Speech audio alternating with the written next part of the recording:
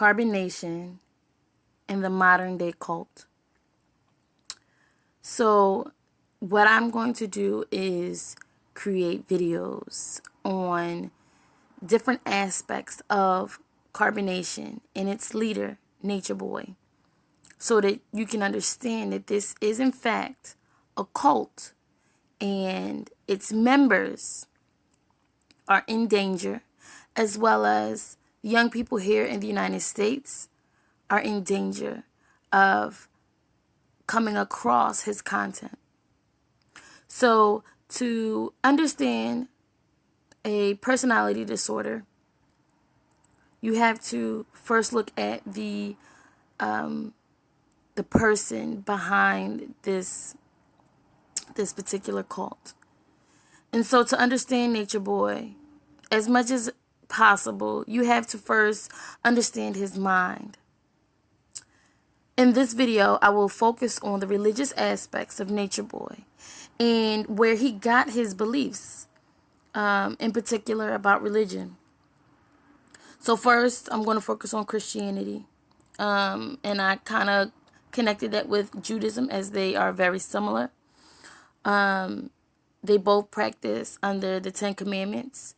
And the only difference, a big difference for Christianity and Judaism is that Christianity focuses on God as different parts, and Judaism focuses on God as one thing, one individual, with no separation of parts, which is very important to pay attention to when you're listening to Natureboy's understanding of his religion, and when he talks about what the basis of his religion are.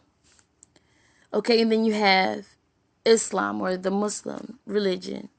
And the Muslim religion focuses on 5 pillars of Islam, one of which is the Day of Judgment and reconciliation, and they also focus on oneness of God. There isn't any separate parts of who God is. And then the biggest aspect, which I want you to focus on, is prophethood. Islam believes that there are multiple prophets. There's only one God, and then there are prophets, and those prophets spread the word, the message. And Muhammad is God, the last messenger before the end of days. And I think that is very significant because the leader of this particular cult, as many of them do, believe that they are the prophet. They are the last messenger before the end of days. And then you have Buddhism, which he kind of blends into his doctrine. And Buddhists believe in 4 noble truths. That's what they follow. An 8-fold path that guides people to enlightenment. And you want to pay attention to the word enlightenment, because you'll hear that in Natureboy's vocabulary when he's talking about, being more connected to your purpose and finding out how to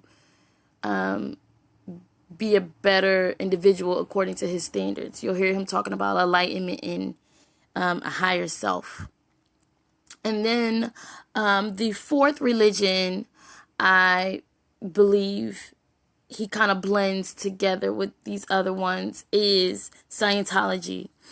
Because Scientology really focuses on being immortal and being an immortal being and going back to one's true nature or one's true self within nature.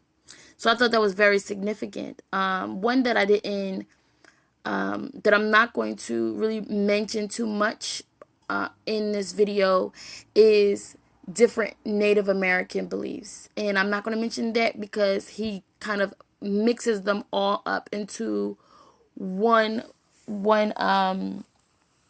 religious belief when the Native Americans had many different beliefs. But he also tries to focus in on Native American practices. And so remember, this is the first video of many to come where we kind of dig into different aspects of who this character is and what he's doing to people's foundations, what they already know, such as religion. And then also remember that a lot of people, mention that Natureboy is very abusive to women and degrading to women. And he uses religion as his own doctrine, a religion as a way to justify his actions. And I'm going to bring up the Quran and the Islamic religion because that's the one that gets the most scrutiny in regard to women. But according to Islam, different readings of Islam, men and women are spiritual equals. And I have a direct quote from an article talking about how men and women in the Islamic belief culture are equals. So don't be conned into believing that you are subservient to another individual based on gender. And yeah, till my next video. Hope you enjoy. Please like, share, and subscribe so that I can continue posting these videos and they can reach out to as many young people as possible.